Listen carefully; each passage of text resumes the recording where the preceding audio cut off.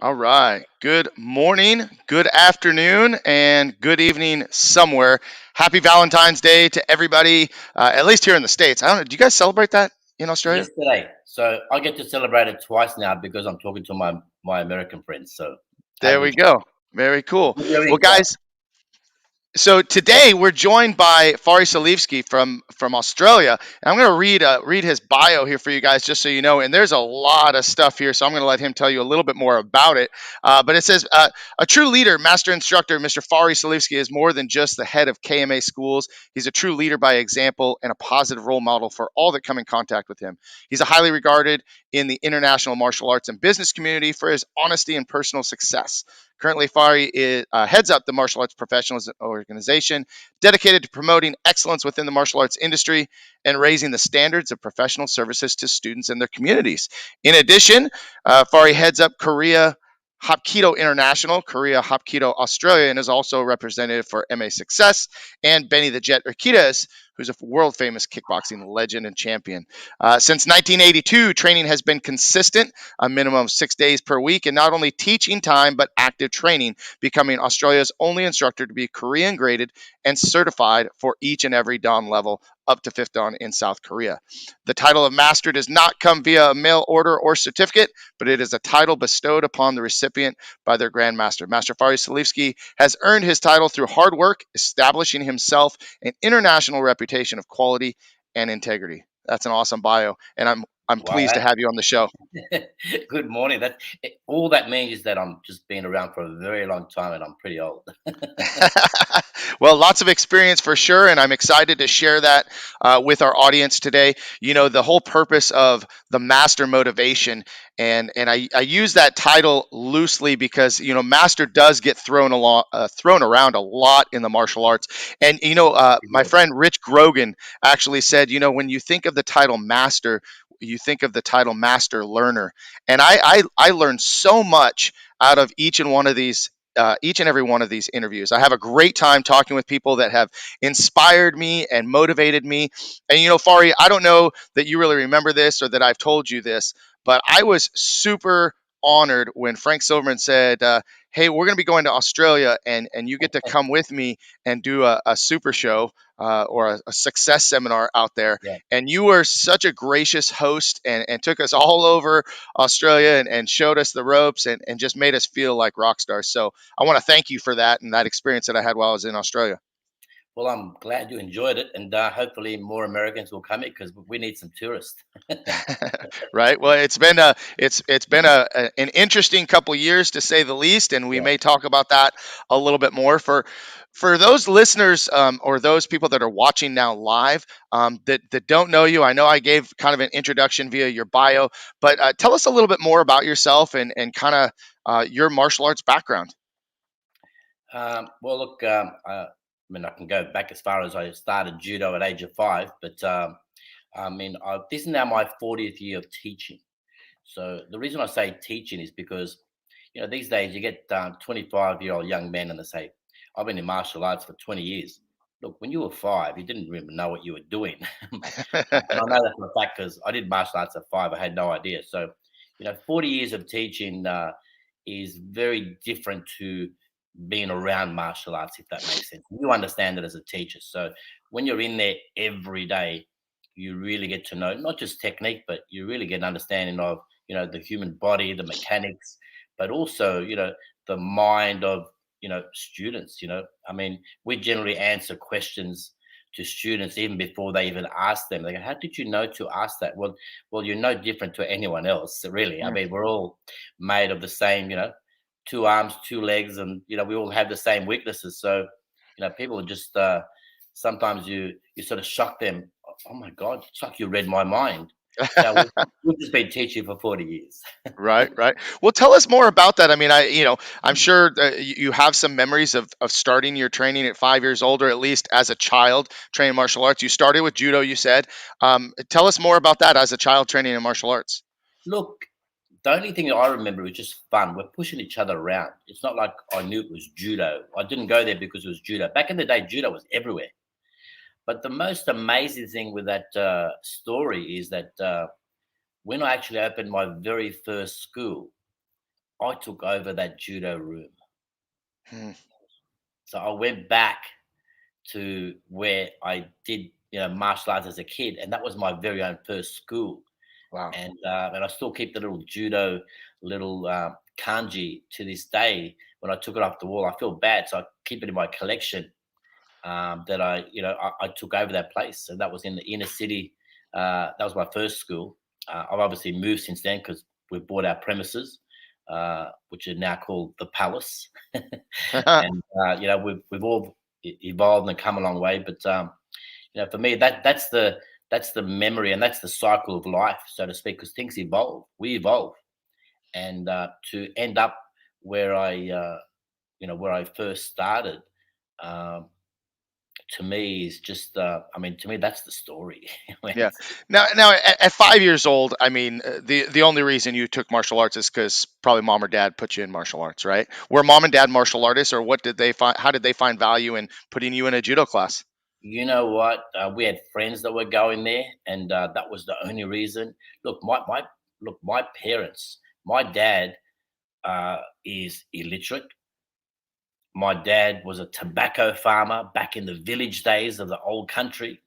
So here they are, they immigrate to a country. The last thing they're thinking of is, I'm going to put my son in activities.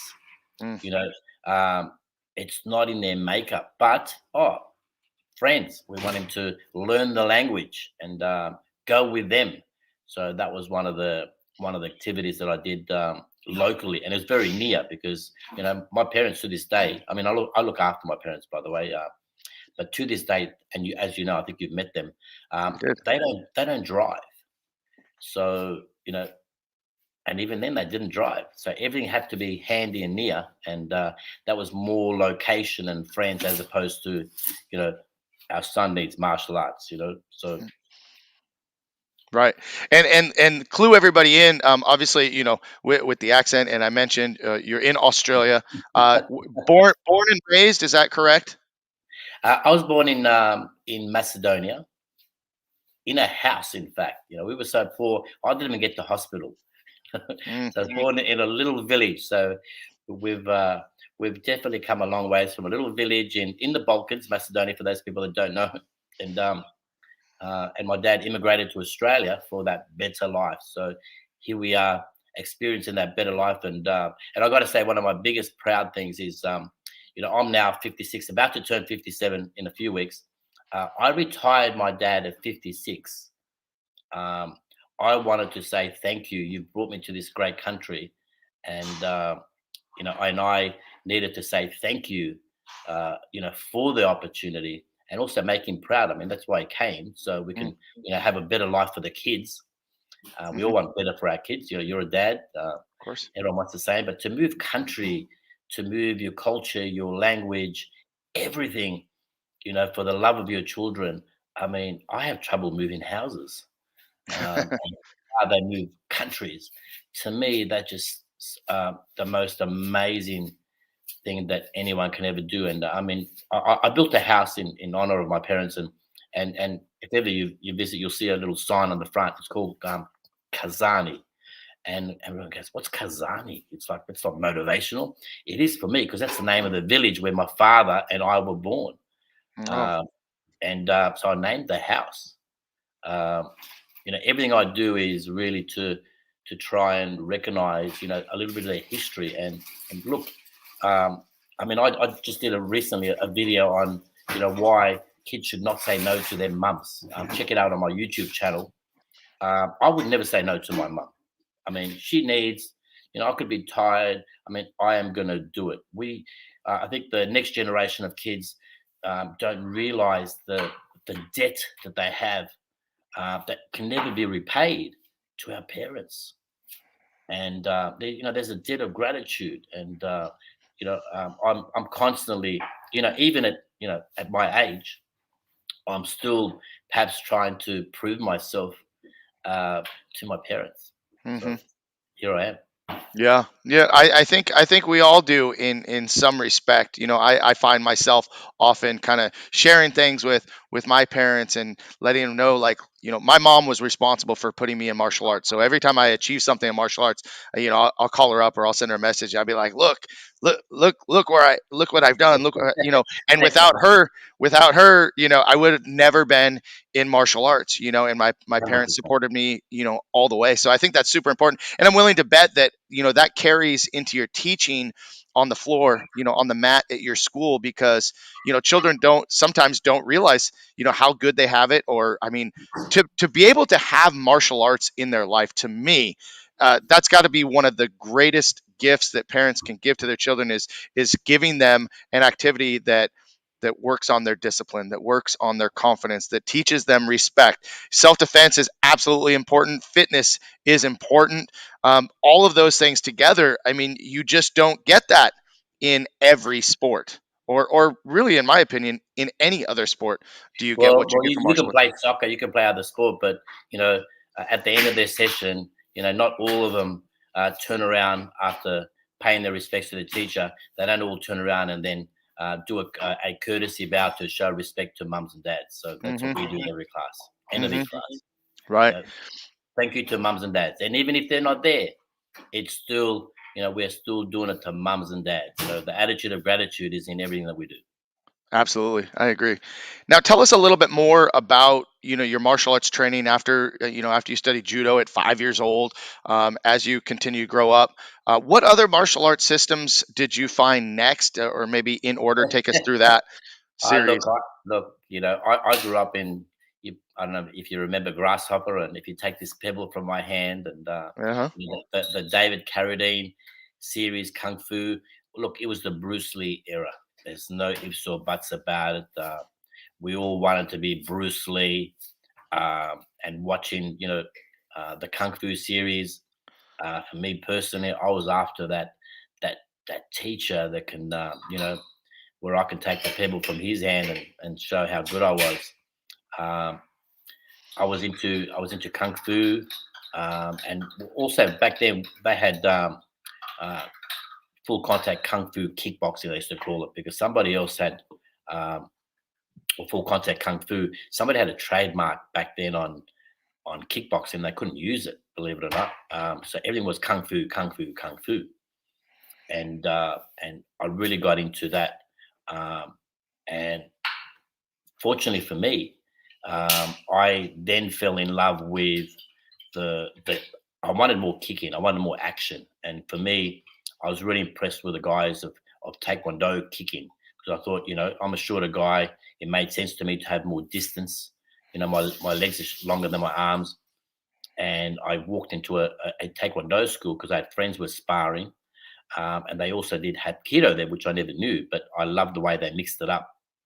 And the connection there was with the Hapkido, uh, Grandmaster Jihan J did a movie with Bruce Lee.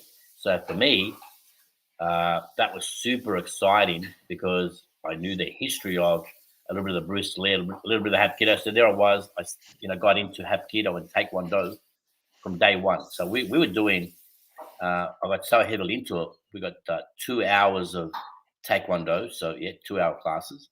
And then 2 hours of Hapkido straight after. So I was Yeah, doing and 4 hours a night.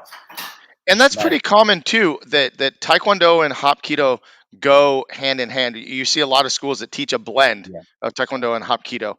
Why do you think that is? Why do they go so well together? Well, look, one is obviously the sport aspect, the kicking, um, and especially now, if you look at it on the sports side, which I'm not a fan of, by the way, it's really kind of extreme sport. Um, but yeah, look, you got a smile on your face. You've probably seen some of the Olympic footage. But the old school, we never dropped our hands. I mean, you dropped Right. your hands was not a good thing. So the old school taekwondo, and Herb Perez will tell you, I love it. I was just that's exactly who was in my mind. He has some strong opinions, and I'm 1000% in agreement. I'm such a fan of his. But the old school taekwondo, I'm a fan of, and but the fact is that if someone grabs you, there's a void there, and that's why KMA originally stood for Korean martial arts. Um, you know, I mean, now I also teach Brazilian Jiu-Jitsu, so it's not quite Korean. So KMA has evolved from Korean martial arts to Kaizen Mastery Action, and it sort of fell into place. It's not something that I planned, but the name evolves, we evolve, our martial arts evolved. The UFC was coming about. It's pretty hard to ignore, and to me, that aspect fitted into uh, my Hapkido, which really is a mixed martial arts system. It's quite broad, so.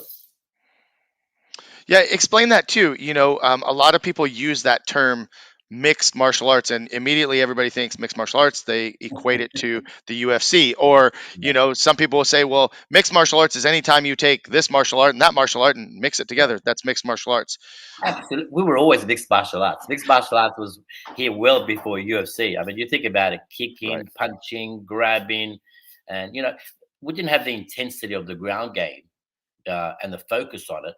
Uh, but again, that's not for everyone either. I mean, look, everyone says, I love Brazilian Jiu Jitsu. Do you love Brazilian Jiu Jitsu when it's, in your temperature, 110? Um, and you've got someone that's like this massive man laying over you in this heat, sweating, smelling. That's when you find out if you love BJJ and you're underneath. I mean, those armpits are not the best. So, I mean, it's probably extra motivation to get them off, right? But it's a test and it's not for everyone. So, to me, the mixing is the multiple skills that people develop. And look, as martial artists, look, we are really, if I'm going to be a junkie, I want to be a junkie of martial arts. I mean, that's an obsession. And this, I mean, your program is called Master Motivation. For me, my mastery in motivation is all about me. How do you stay teaching for 40 years and stay motivated? People say, oh my God, like, don't you get bored? Well, no, because we're always trying to improve. We're always trying to stay ahead of the game.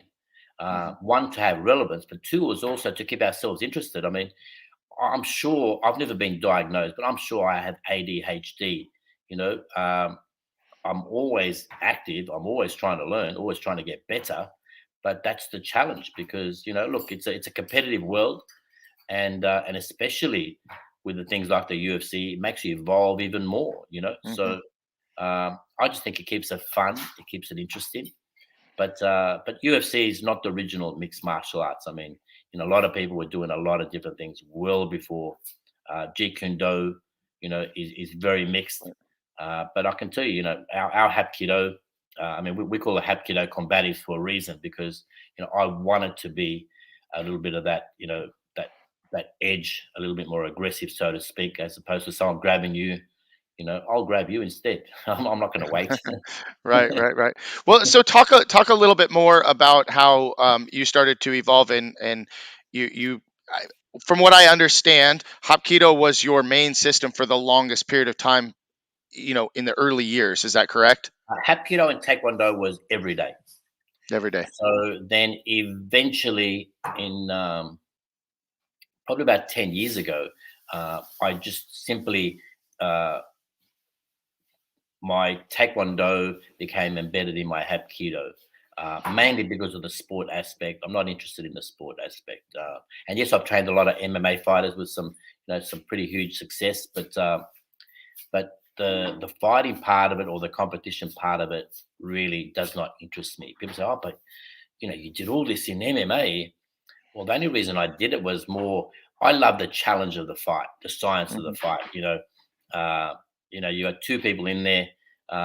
For me, it's more the strategy of trying to get my guy one not hurt, two to come out and winning. I love that. The Hmm. actual fight itself, to be honest, I don't really have an interest in fighting for fighting's sake.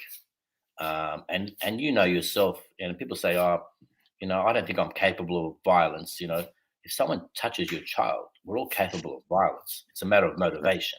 That's right. So, I don't need, you guys have baseball bats. We have cricket bats. You don't need motivation to grab your baseball bat to hit someone. If someone's, grabbing your child, you'll grab whatever you need. You'll go there barehanded if you needed to. So it's about motivation.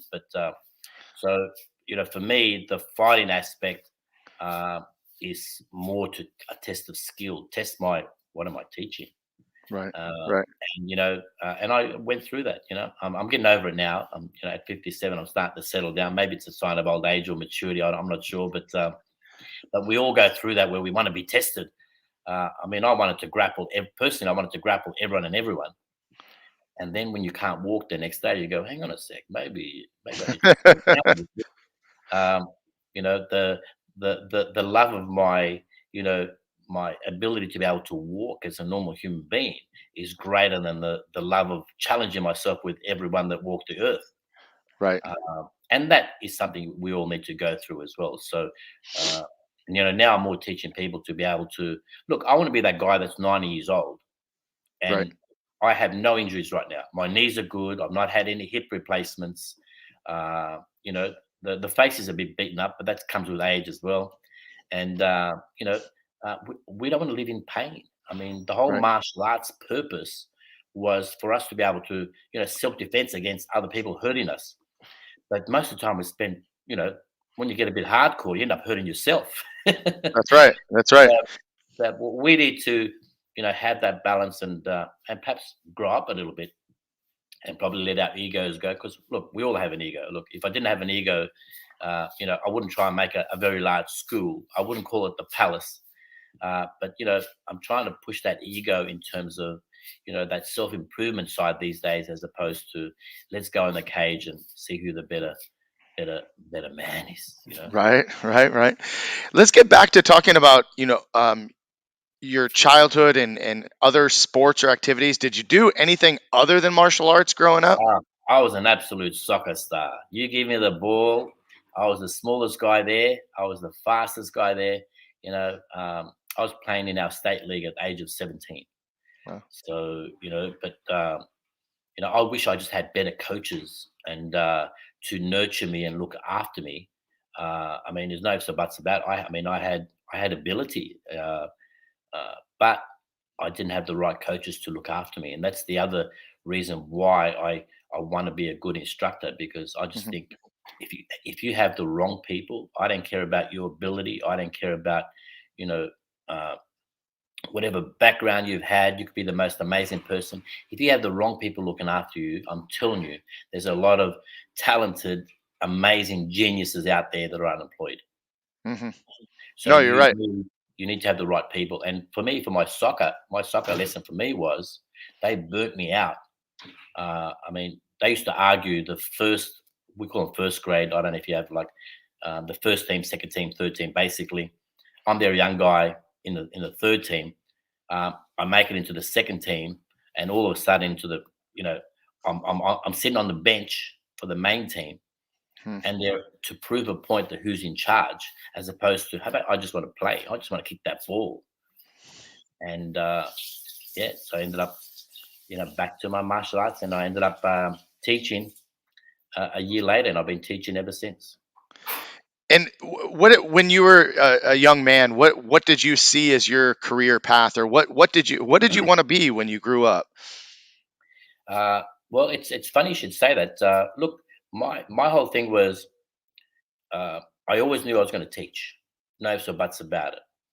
So what I did is I never wanted to put pressure on my teaching, put pressure on my family, because this is my passion, not theirs. So look, I was always into sales and marketing. Everything was I want to get the biggest orders, the biggest sales, to so I can walk away from it. Fact is, I walked away from $120,000 a year job and a car, paying for fuel, all the benefits. I walked away from that so I could teach. Hmm. But I wanted to make sure, for example, I think you probably remember my school. If you see it now, by the way, it's all very evolved, very white, like my hair, I and see the pictures. and I bought that a year after I built my house, and so I made sure that the family is comfortable and they've got a roof over their head. So if it all goes south, in my chosen profession, which is teaching martial arts, that they don't pay the price. Um, I always wanted that backdrop. I was always the entrepreneur, always the, trying to, create multiple income streams, not to put pressure. I never wanted to be, even to this day, I don't want to be looking at a student as my next $100, if that makes sense. Right. You know, I want that student to join because it's the best thing for them. It's the best thing for their parents, and I want them, down the track. Which now, when you've been teaching for 40 years, I can tell you, I've got people that brought their kids that are bringing their kids to me Hmm. because I did such a great job. Um, to me, that warms my heart. We obviously did something right, Right. and I think now, even more so, the martial arts is needed. But again, also the last few years has also tested a lot of martial arts schools. Can we survive? What's plan B if you can't Right. put food on the table for your family? So I've always made sure that, I never want to have pressure on my martial arts. Not then, not now, not ever. That's just me. Right. Whereas the next generation of guys were going in, oh, Master Fari, I've seen him drive Ferraris. I'm going to open up a martial arts school and be like him. Well, mate, that Ferrari didn't happen overnight to begin with. I don't have it anymore, by the way. Like everything, it's a fad, and got to get it out of your system. But at least I Right. can say I did it. It was red. I did all the right I things, remember. and but it wasn't. I didn't start teaching to get that Ferrari. you know. And of course, I work hard and I teach people to, enjoy those things. It's a thing, right? I mean, one day I'm going to pass away. That Ferrari is not going to, be buried with me. I can tell you, Right. it's a thing. I used to spend more time taking kids to their little end of year, their graduation days, and we have year six, we have year 12, like senior high, college, weddings. That was my luck. That was my other part-time job with my Ferrari because I just wanted to share it. But we look. I just think the pressure. People don't realize the sacrifice of martial arts school owners. And you've been in that case. How many times have we said no to our children, our family, because I need to do this for my students? Mm-hmm. Well, here I am on Valentine's Day. I'll be teaching classes this evening. My wife and I went out on Saturday to Yeah. do an early Valentine. So I get it. We still do that. Yeah, but a lot of people don't realize. I mean, that is still a sacrifice. That's still a compromise. And look, there's no one more important than your own children and your family. And here we are serving others. And for me, in my case, 40 years of teaching, I can tell you there's been some sacrifice. But I never want that my passion to for my family to pay that price, if that made sense. Right. And like I said, especially the last couple of years, that certainly tested our industry. Still is testing. Yep. What's Plan B? And I think it's going to, probably tone down that motivation of the next generation of guys who think they're going to hit gold the moment they open up a school, but Hmm. or any business for that matter. Right. You got 40 years of hard work, my friend. Yeah. Right. What? Tell me this. What was it like opening your very first school? Because you said, now, did you have that job where you were doing really well Yes, before opening the martial arts school? So you absolutely. left that career and left a good Yeah, paying well, I job didn't to leave it open a straight martial away. I still didn't leave it straight away because one, it was it was very hard to walk away when someone's giving you a whole lot of money. I mean, arts. Right. that's a big step, I can tell you, right? Probably the biggest decision of my life, but it was meant to be. I chose lifestyle, but when I opened, I still believe in the concept of when people are starting out. I mean, I encourage people to have part-time school, full-time profits. And that's our formula for a lot of our KMA schools. I don't want them to do 7 days a week. That's not its truth. I want them to learn with some of the mistakes that I made. I went in there, not knowing. But look, let's face it, we end up doing 7 days a week sometimes. I mean, I've Hmm. gone to fights, gone to tournaments, you got functions, and there's your 7 days. What happened to, I own my own business and I can control my hours. I can go on holidays whenever I want, and I can sleep in, I can go to the beach. I mean, we're in the middle of summer right now, and I mean, I should be at the beach, on my surfboard, you know, uh, just throwing it into my convertible and, having fun. I'm self employed. I can do that. Not quite. Not always. Not always. Exactly, exactly. So look, I still kept on working, and I always say to people, look, keep on working, and build it up. And yeah, it's a long day, but successful people have had long days. Uh, and fact is, at one stage, I was doing 4 jobs. I did Wow. 4 jobs. A lot of people don't realize the man that got very lucky. I was so lucky, in fact, I worked 4 jobs for 12 years. Wow. Yeah. What were the four jobs? Well, I was working for someone else. Hmm. I set up my marketing and sales business, so that's obviously on the side. I then would teach my martial arts, and I had a security business. So, Okay. I used to pay a girl that used to work for me to, do some typing for me in the evenings, my martial arts stuff. And I go, look, I'm just going to grab that 40-minute sleep. If someone knocks on the door, can you wake me up? So I'm paying her while I'm getting paid, just so I can get my little 40 minutes of sleep. Wow. I mean, that's the honest truth. And And this was when you were in your 20s? yeah, yeah, I was Yeah. doing that. I was doing that from about 20, and I did it for 12 years. Why? Because I wanted to again build that house, do those things, set up that infrastructure where I can have the freedom to do what I love full time and not have again my family pay the price. And look, our industry, look, and I'm just saying some truths, but our industry, there's a lot of divorced martial art instructors in our industry. I mean, that's the Yes, sir. sad truth. And it happens for a reason. And the reason being is that, we're also married to our passion. And, we need that balance. And I look, and that's how I try and mentor people these days more about the balance and the lifestyle, the pros and cons, because nobody Hmm. ever told us that, you know what, you're going to be doing this stuff for 20 hours a day sometimes. Hmm. And you're going to be saying no to your children, no to your wife, and but it's the business. Well, look, it's a big balancing act, and it's not something that you learn. It's just something that you evolve. And look, yeah, I still would not do things any differently. It's made me what I am, but it's been a hard road. But I'm also that ambitious guy that I mean, after I built the house, we're talking 1 year later, exactly 1 year later, I bought the premises of my school.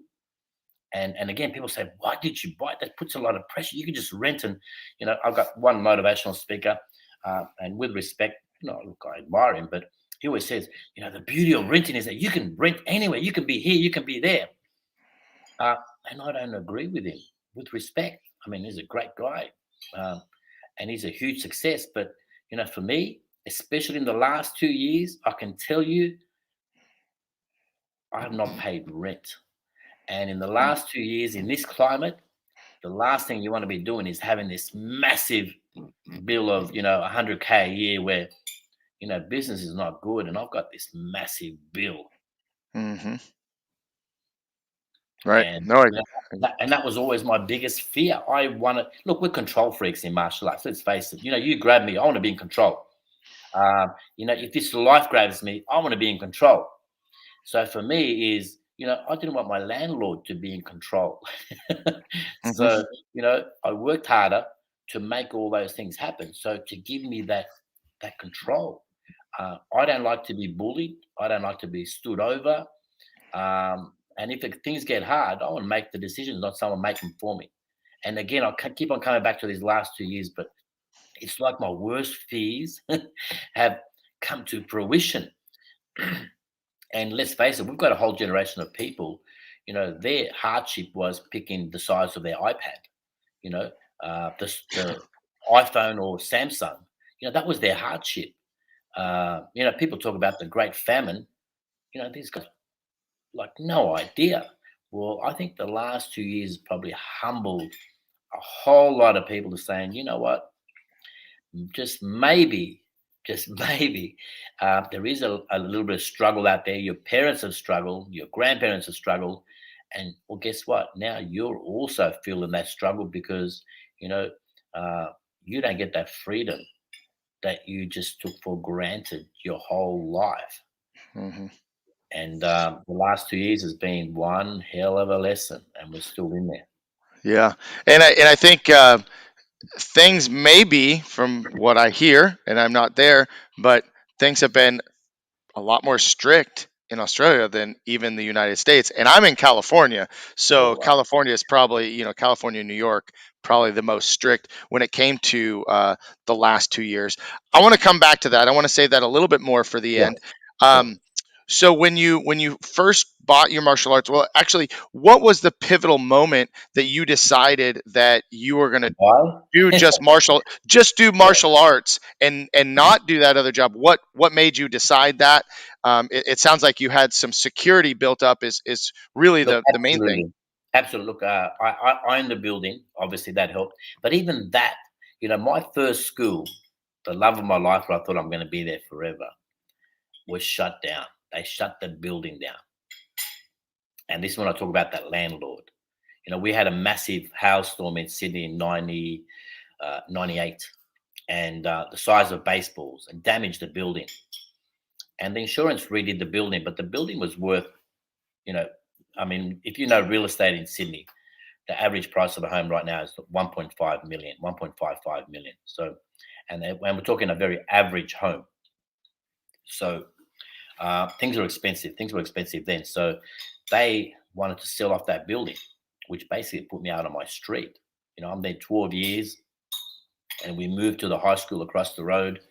But that was so awkward. You can try stepping backwards to go from a full time Hmm. place where you got to put these little mats out every session, and it was hard. Um, and that said to me, you need to be in control.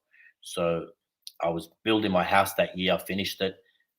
By the year next, I bought the premises.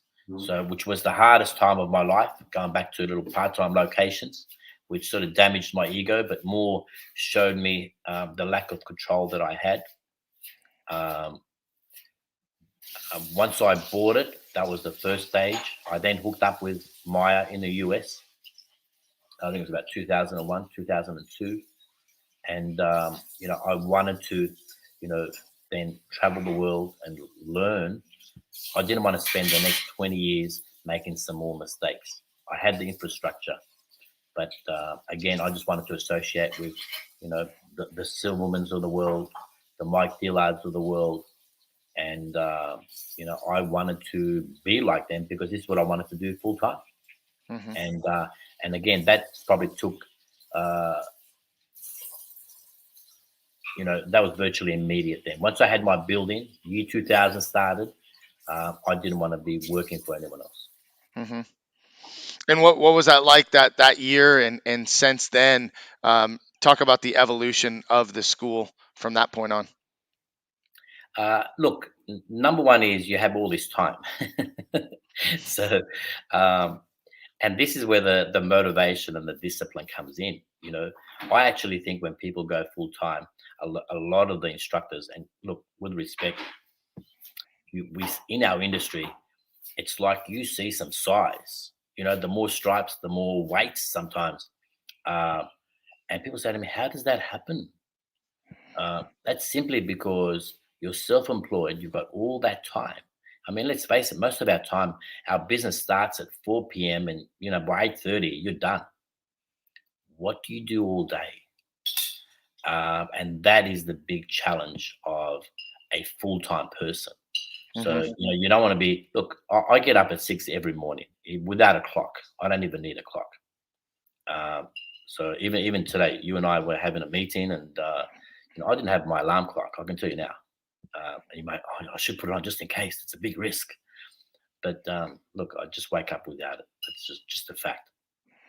Um, so the discipline of owning a school is, how do you manage it? If I wake up at 6 and then I'm then teaching, my last class finishes at say 8:30 or 9 p.m. That's a hell of a long day. How do you manage that? You know, Hmm. go to the gym, go and have a swim.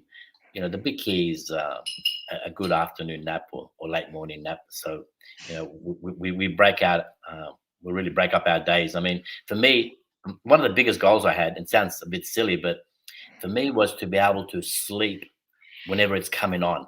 You get that, wouldn't I just love to just close my eyes now and have a nap? And I could never do that with 4 jobs, I can tell you. You Right. know, it was chosen. I got 20 minutes. I'd be able to fall asleep, but I can tell you, you click your fingers, I'm gone. And because I've only got 20 minutes, there's no time to try and get to sleep. You need to sleep. And even my students have a joke. Oh, Master Fari is going to go and have his his grandpapa nap. It's coming on. And they say it's coming on, and it's become a bit of a joke. But I promise myself when it's coming on, I just want to go with the flow. Mhm. It's coming on. And guess what? Right. Excuse me, guys. I'm going to have a nap in the middle of conversation. I mean, fortunately, I'm not feeling tired now, but if it was coming on, I'd be going to have a nap. And for me, that's such a big. For me, that was the symbol of success for me, to be able to have a nap when it was just coming on. To be able to just close your eyes and say, I'm just going to go. What a feeling, just to give into it. And I Mhm. can say there's no better feeling than just to say, I want to nap now because I'm my own boss. Yeah. You brought up a really good point that, you need to have that discipline. We say that discipline takes over when motivation fades, right? How did you develop that discipline to be able to manage that time, as you said? Well, I think the biggest thing is again ego. Look, and self pride. The fact is, we're teaching people to better themselves.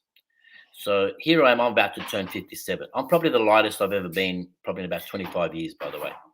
And I just made a little personal goal for myself. I just recently did my second degree in Brazilian Jiu Jitsu. So whenever I'm doing my next stand, be it Hapkido or whatever, I always try and make it a thing where I build up to it in terms of my weight, so I'm always trying to push myself and manage myself. Um, I used to tell people never look at your weight every single day because it's more about how you're feeling. But for me, look, I need to look at my weight every single day. If I have a bad day, I want to have a bad day. Oh, gee, that was like, well, I mean, we use kilos. I don't know how many in pounds that is, but if I Right. put on 3 kilos in a day and then I don't uh, look at it, and then before you know it, by the end of that week, I'm up 8 kilos. That's a lot of pounds in your weight, by the way. Mm. So I'd rather, what? I had a bad day. I'm not going to have 2 bad days. Right. Why? Because look, I can tell you in our industry, and right, whether it be our school looking amazing or we're looking good, when you're looking good, no one says anything. The moment, Master Fari, your hair's out of place today, they notice. Oh, Master Fari, you put on a little bit of COVID weight on. They will notice. Oh, you're not kicking as high lately, or you know, they notice when you're doing brilliant. It's normal. It becomes the norm. But the moment you let your guard down just a little bit, people will comment. So we have our fans, and they are massive fans, but they're also our biggest critiques. So Sure. and we need to look. We need to be constant examples. It's a pressure game because parents want us to better their kids.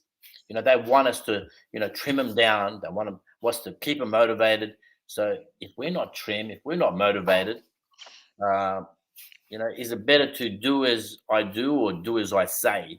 Hmm. And look, that's the pressure, and that's for me. That's where the discipline comes in. I want to be everything that I know sounds corny, but I want to be everything that I teach. Right. So and at 57, I'm still cleaning toilets even. So when I ask someone to clean the toilet, I'm not asking them to do anything that I don't do myself. So Right. I want them Right. to be proud, and I want to be proud. Funny that you bring that up because as I was getting ready for our interview today, and I'm looking at our bathrooms here in our school, and I'm like, yeah, that probably should be touched up. And I don't even think about it. It's just something that I will always Absolutely. do. And I always tell them, like, guys, like, look, we gotta keep it clean because uh, if we're asking our students to be disciplined, if we're asking our student, how do you ask the kids in class to keep their room clean if we can't keep the school clean? That's a 100%. it's a pressure, being an instructor, being a black belt, having the title master does come with that pressure because it comes with expectations. Like you said, when things are going really, really well, it's like nobody notices, nobody says like, It's great normal. job or whatever. Yeah, it's just normal. But the second that something goes wrong, the second that something changes, like you said, whatever it might be, I mean, there's someone right there to notice that. And that can be, I think it can be a really hard pressure. And I talk about that with my instructors because you're constantly being watched. Like you could be at the movies, you could be at dinner, how you talk to someone, how you interact with someone, just all of those things are looked upon all the time. I mean, it's kind of tough. Yeah, well, as instructors, we definitely don't want to have a road rage moment and have it on Facebook. So, Right, right. I know, now exactly with Facebook. I mean, whew, so much different. Well, hey, let's talk a little bit because you have had some success with training fighters. You've had yeah, students that have fought in the cage and fought competitively, not just in the local tournament circuit, but on a higher level. Talk about that a little bit and how you got into to coaching the fighters. yeah. Look again. Part of that little motivation, a different challenge. We want to test our skills. And look, like I said, look, we have that ego. My martial arts is better than your martial arts. Um, I had two UFC fighters opened across the road from me, and they were active UFC fighters. And so what? You're going to open, and we were the same Brazilian Jiu Jitsu Association. So I have to admit, I got my ego got my back up a little bit. You know what? I can do what you can do.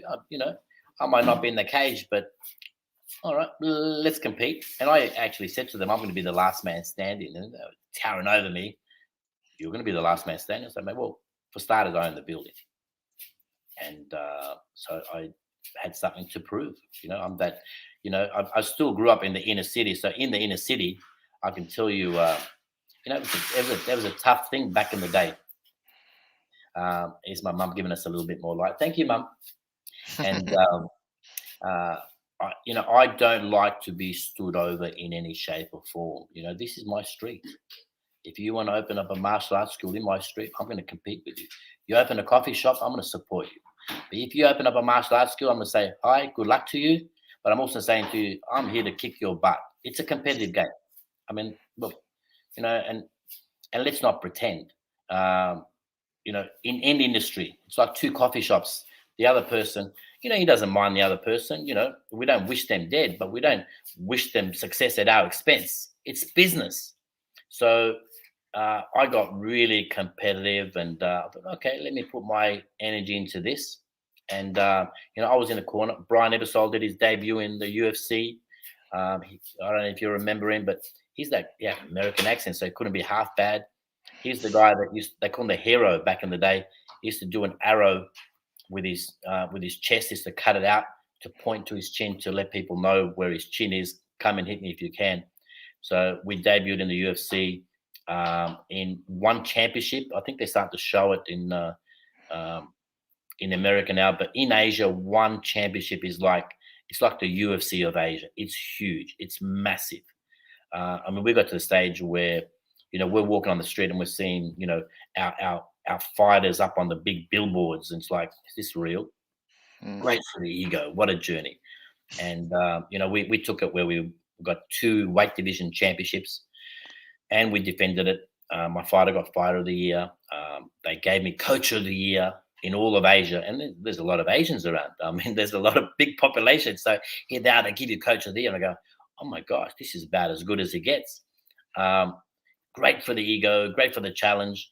And then you get back to running your little school and teaching 5-year-old kids and saying, how are you Right. today? So So that was fun for you, and that's not something that you mentioned that you're not as involved in that arena, so to speak, at this point. I don't like the ego part of it. Look, I love to teach people success, but the fact is that you're going to go from zero to hero really quick. The amount of money that goes through virtually, it's like winning a lottery. It changes lives, and the fact is, it changes people. Hmm. And it's a competitive game. People have more to lose. I mean, let's face it. Fight. Look, our students, they love us. They're there. eh, it's martial arts for life. But with fighters, it's like my next fight. My what if I lose? What it's such a dog eat dog, and that's not what my martial arts was built on. So for me, I never tie anyone in. I never even got paid. Here we are. I've made millionaires, and I never even got a single cent out of it. That's the fact. Mm. And we do it for so much passion because we want to our students to reach their potential. I wasn't training fighters; I was training martial artists. And the moment they become fighters is the moment I lose interest. That's the Interesting. fact. Interesting. Well, let's get to the last point really, that I've been saving, for the whole time, because again, I think that COVID's affected you guys greatly. I mean, you guys have had huge lockdowns. We've had them here. You've had shutdowns. I'm sure of Yeah. your school where But, you couldn't be but in did you guys person. have lockdowns for two people in a whole state, and you're going to lock that whole thing down? We Yeah. still have the west coast of Australia. They've closed the border because they had one case. One. Be afraid. Be very, very afraid. They shut the whole, and they still shut. You cannot go. It's like a different country. You cannot go to the west coast of Australia. I can Still, go to America, but I cannot go. Still to this day, I cannot go to the west coast of Australia, but I can fly to America. I can fly to New Zealand. I wow. can fly to England, but I cannot go to the west coast of Australia because the border is closed. Wow. And how did it affect you guys right off the bat? A lot of people obviously went to Zoom and did online training stuff because you couldn't train in person, couldn't be in your school. Um, I'm sure you guys did all those things, but Look, kind of look, coming. yeah, I look. We did the online. To be honest, I did it for my team. I let them do it, and I let them get paid direct. I wanted Okay. them to have some income. I did not do it. Okay. Got it. And after you maybe things loosened up a little bit, right? You've got people back in your school now. Yeah, we've had two major lockdowns in our state. The first lockdown was okay, but it still affected um business Mm. confidence. The second lockdown uh, was hard. Didn't see it coming. Change of policy from our state, and we were the only state that kept on staying open. We were sort of like the Californians. Uh, we need to live, and it was good while the rest of the country was locked down. We were like the Mm. shining example, and then they changed. Yeah. I thought we're going to lock down. They said 2 weeks, turned into 4 months. Mm. Hardest, honestly, the fourth month was probably the hardest month of my life. Really. Again, because I'm a bit of a control freak. You're telling me I cannot do this, I cannot do that.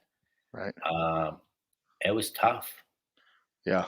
Tough. Well, so it sounds like Florida, Texas, that they were pretty open for even in the toughest times. Mm, California was locked down, uh, probably the hardest. In LA County, Los Angeles, was worse than where I'm at, which is Ventura County. On Wednesday, is it Wednesday? No. Yep, tomorrow. Tomorrow is supposed to be the last day that we require masks. Although, like you said, policy changes quickly and without mm. reason, and it's just kind of nuts. But what's going on in your school now? Are you back to quote normal yet? Yeah, look, the only thing we do is we have mandatory check-ins. We haven't got to check in when you come in, so that way if there's an outbreak, we know who's who, who's what. Spectators need to wear a mask. If you're sitting there not training, you wear a mask. So there are main conditions. So, unfortunately for me, I have a very large space, so I've always been lucky. Even when they had the per square meter rule, one person per 2 square meters, one person per four, having such a Hmm. large space, open space, I was always able to have a lot more students on the floor. So Right. again, luckier than most. But the thing now is, and we've started as an industry, our Kids Are Safe campaign, which I started with my school, and now the industry is doing it. Amazingly, children are least at risk. And guess what? Kids are not, parents are not taking their kids to martial arts. They have just that fear. Uh, and kids need to be, and I'm not sure if you had a look, I'll send you a couple of little promos that we did. It's on YouTube, by the way, and check it out. Feel free to use them. By the way, might have an international influence, Sure. but we want to try and inspire parents and educate them that their kids are safe.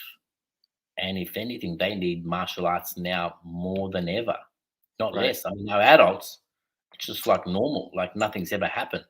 Right. But our kids, it's sad. I mean, I cannot comprehend. For me, it's mind blowing that they've had kids locked up for 4 months, and you want to continue to keep them locked up. That's not healthy. It Sure. cannot be healthy. Well, And the things that we've seen in our school that's for me very concerning is the fact that I have sometimes 3 and 4 year olds come in and they're typically hesitant anyway just because new atmosphere, new people. But I'm talking 7, 8, 9, even 10 year olds that just this the social aspect. People really don't understand how important, maybe they do, but maybe we lost focus on that, how important that social aspect is of martial arts. And one of the biggest compliments that we get from parents throughout the last 2 years is that thank God for the karate school, because if we absolutely, didn't have the karate school, because we were training outside, we did do stuff on Zoom, we got back inside, we did all the different things that we needed or we could do. And they said without that they wouldn't have had it, because they weren't in school, they weren't in regular school, they were online.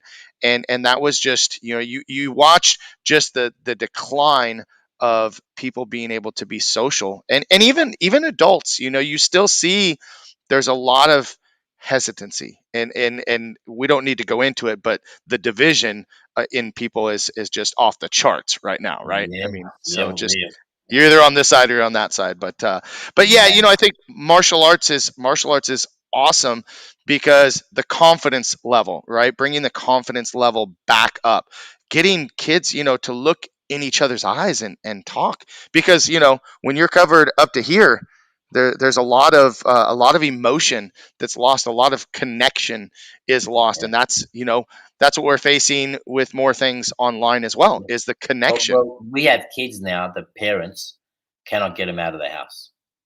Yeah. I mean, that's scary. I just Right. must I just cannot get them out of the house. Right. And wow, Yeah, and yeah, the anxiety, we hear a lot about anxiety, depression, specifically amongst the teens, yeah. because they hear about it and they kind of know what they want to do, but they know what they can't do, and man, it's hard. But we've been fortunate lately. Our school has returned. We have maintained and been above where we were 2 years ago, which is Excellent, amazing. So super excellent. happy about that. Of course, just like everybody else, we lost a lot of people Yeah. along the way, but we gained those people that really wanted to be here. And I think on several interviews and different podcasts that I hear or I talk to, it's probably not the best term, but we kind of lost a little bit of dead weight in our school, and we gained a lot of fresh blood, that people that are Absolutely. excited to be here, and Yeah. that changes the culture of the school entirely. 100%. Look, the people that are training now simply don't want to have that negativity of all the COVID stuff affecting Right. them. That's a fact. So, you Right. know what? That's a great. I mean, I want to be around that crowd. For sure. For sure. Well, listen, we're right at that hour mark today, and I appreciate your time and just kind of sharing your story and chatting with me. It's good to catch up. If you could leave the audience with just a couple of your closing thoughts, and any message that you want to relay to the audience that they can take away from this video. Yeah. Look, the biggest thing for me is, train for you, live for you. I call it the gas mask philosophy. If you're in an aeroplane, and even if you've got children next to you, and things are going wrong, and those gas masks drop out, the first person you put that gas mask on is not on your child, on yourself. Because if you are not capable of looking after yourself and making yourself you have the ability to help your child, then your child is going to be defenseless. So for me, I tell people, That gas mask philosophy applies to your life. Look after you first and foremost. Have yourself at your best. So, me as an instructor, I want to be at my best, because if I can't be at my best, not only can I not help my family, I can't help my team, I cannot help my students. I want to be at my best each and every day. So, and I say to parents, and I get parents are fanatical, especially about their kids. My kids come first. And that's great. But you know what? You should come first. If you love your kids that much, you should be first. Don't let your health go. Don't you be overweight. Don't you want to be around longer for them? Mm. Don't you want to play with them? Don't you want to, when you engage with them, you want to be at your absolute best? Well, then get your health together. Look after you. Eat well, train well.